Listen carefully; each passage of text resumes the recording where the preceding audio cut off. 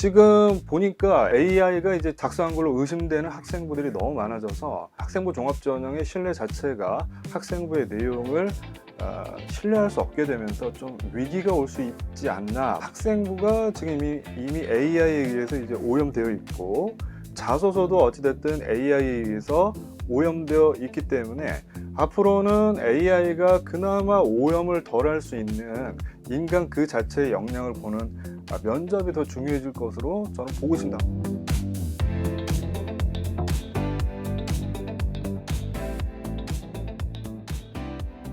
외대부고 입시에 대해서 이제 말씀을 드릴 텐데, AI가 이제 열일을 하고 있다, 입시에서도.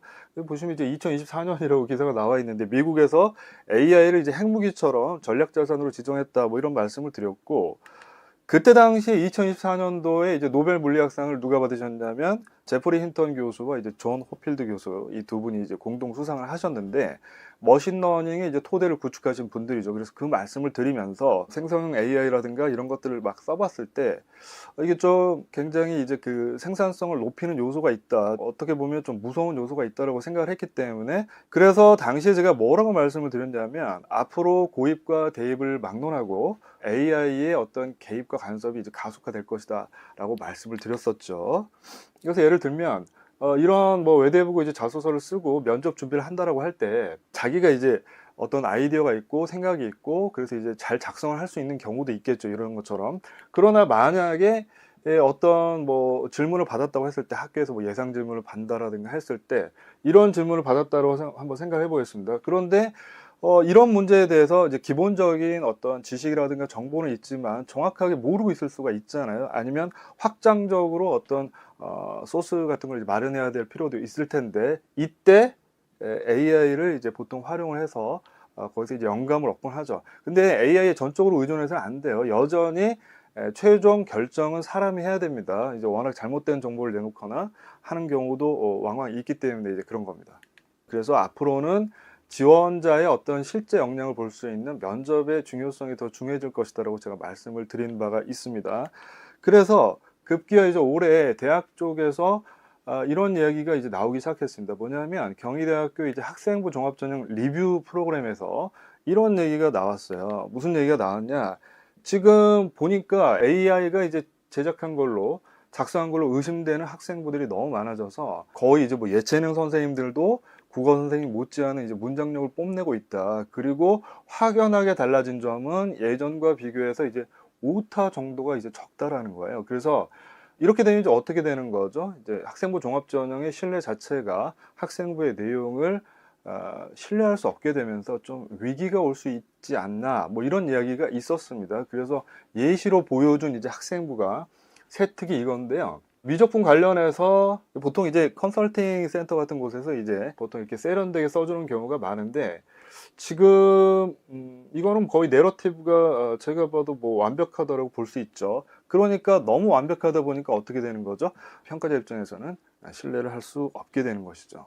그리고 최근에 이제 AI 이제 표절 검사 프로그램도 있잖아요. 그래서 AI 표절 검사를 돌리면 보통 7, 80%의 어떤 표절률이 나옵니다. 그런데 그거를 너무 이상하게 생각하실 필요는 없어요. 왜냐하면 이 AI 자체가 전 데이터베이스를 뒤져가지고 자료를 생성하고 하기 때문에, 뭐 블로그부터 해가지고, 그래서 표절률이 좀 높게 나오는 경우가 있긴 합니다. 그래서 그 점은 좀 감안하셔야 되는데, 이렇게 되고 있다는 거죠. 그래서 이제 학교 쪽에서 이제 이야기하는 게, 지금 선생님들이 AI를 이제 학교에서는 이제 쓰지 말라고 하시는데, 실제로 선생님들이 업무를 보실 때 쓰시죠. 안 쓰실 수가 있을까요? 쓰시면서 AI로 활용한 세특 기록이 일상화가 됐다. 그러다 보니까 학생부의 기록에 신뢰 문제가 생겼다. 그래서 이렇게 이제 뭐 대학 측에 이제 입장을 설명하고, 이제 앞으로 그럼 어떻게 되느냐?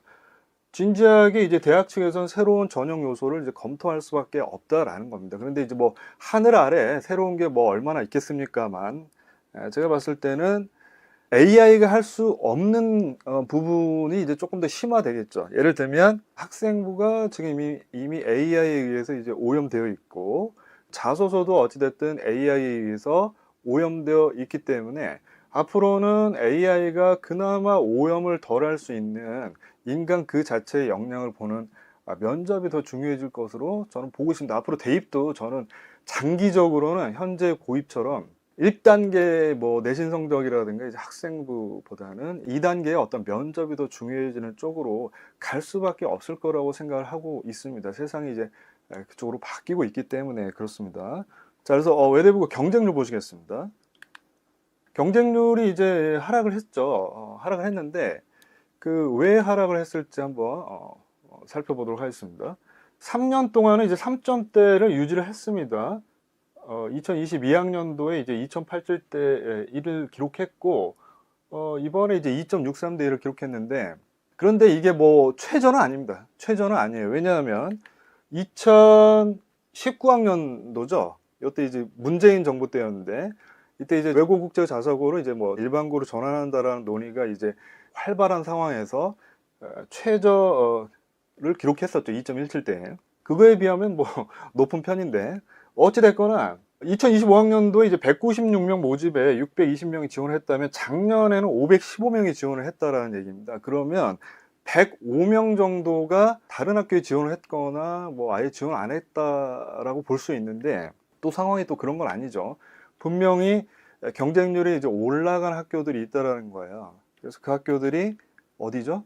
외국 국제고입니다. 그래서 이제 한간에는 지역 인재 전형, 지역 의사제 때문에 많이 빠진 게 아니냐라고 이제 이야기하시는 분들도 있는데, 저는 그것도 이제 영향을 쓸 수 있지만, 원래 외대부고가 그 서울, 경기, 수도권에서 많이 지원을 하는 학교인 만큼 그렇게까지 크지는 않을 거라고 봐요. 저는 이게 더 클 거라고 보는데, 첫 번째는 자, 외국국제고가 이제 뭐 요즘 이제 다시 주목을 받고 있는데, 첫 번째 이유는 이제 2028학년도부터 문이과 구분이 이제 사라진다라는 거잖아요. 그래서 내가 외고에 진학을 해서도 이공계열이나 뭐 더 나아가서 뭐 의대에 쓸 수 있지 않을까라는 기대감이 있는 것도 사실이고, 두 번째는 이제 전공 외국어 이수 학점이 완화되면서 이과형 교육과정 운영 시간을 늘릴 수 있게 되었다는 겁니다.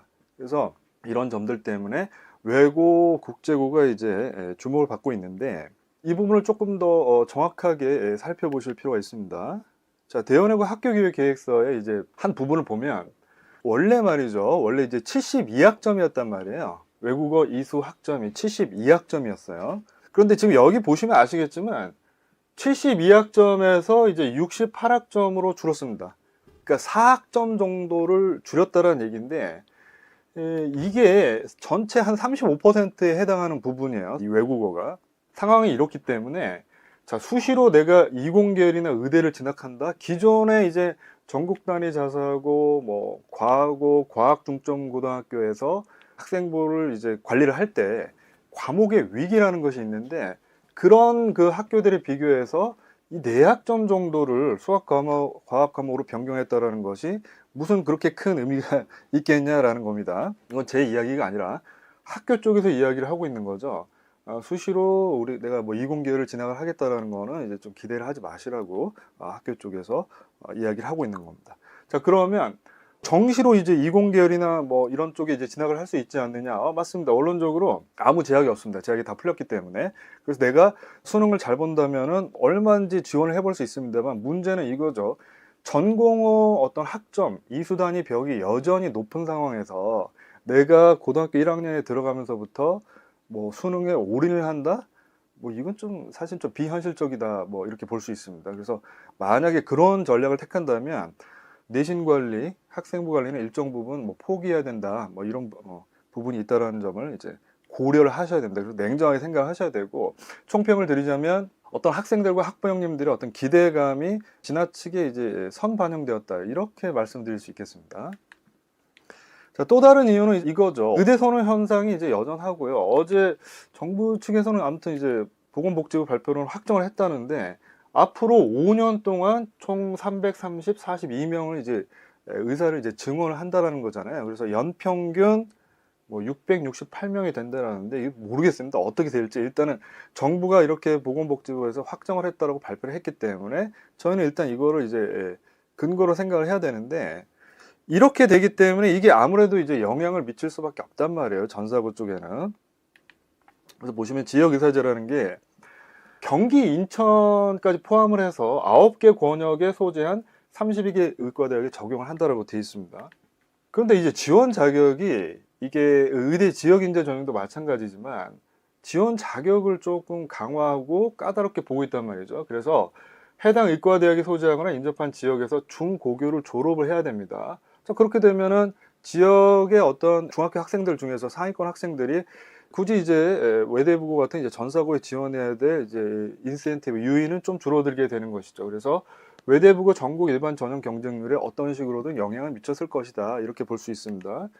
그리고 특히 외대부가 어디 있죠? 이제 그 용인에 있잖아요. 경기도에 있잖아요. 그래서 경기 인천에 있는 의대는 이 지역에서 중학교, 고등학교를 모두 졸업해야 한다고 하고 있기 때문에, 근데 이런 관점에서 보면은 외대부고는 경기도에 있고, 그래서 그 용인 지역 우수자 전형의 경쟁률은 별 영향을 이번에 받지 않았다라고 볼 수도 있는 겁니다. 그러면 서울에서, 그러니까 하나고가 이 지역의사제 전형에 별 영향을 받지 않을 수밖에 없는 게, 서울에서 중고등학교를 나온 학생은 이 전형으로 지원은 아예 불가능합니다. 이 전형의 지원이 아예 불가능하기 때문에 사실상 지금 서울 단위 모집이잖아요, 하나고가. 그래서 하나고의 경쟁률에는 별 영향이 없었다, 이렇게 생각하시면 좋겠습니다.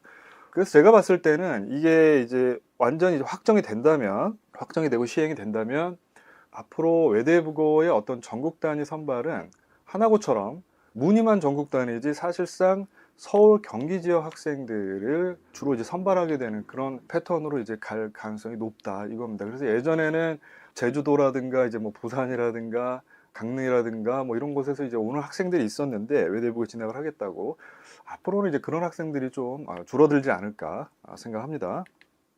자, 앞으로 외대부고의 전국 일반 전형 경쟁률은 2.5대 1에서 3대 1. 용인 지역 일반 전형 경쟁률은 뭐 변할 게 없습니다. 2대 1에서 2.5대 1 전으로 결정날 것으로 보는 것이 이제 합리적이다, 이렇게 생각합니다. 뭐 낮은 경쟁률은 아닙니다만 예전에 비해서는 조금 낮은 상태에서 유지가 되지 않을까 생각을 하고 있습니다. 이런 기사를 이제 읽었다라고 생각을 해보겠습니다. 가난이 사라진다, 이제 뭐 저축을 하지 마라. 뭐 때문이죠? AI와 피지컬 AI 때문이죠. 왜 세계가 지금 현재 기본소득을 외치고 있느냐라는 거죠. 그러니까 이런 기사든 책이든 뭐 어떤 사람의 주장이든 읽었을 때 그대로 그냥 진짜 이렇게 되나 보다 생각하기보다는 이게 과연 맞을까? 이게 과연 그렇게 흘러갈까? 이렇게 생각을 해보는 게 이게 비판적 사고고, 이게 사실은 인재의 핵심 특성 중에 하나입니다. 정보를 그냥 다 받아들이면 그 바보예요.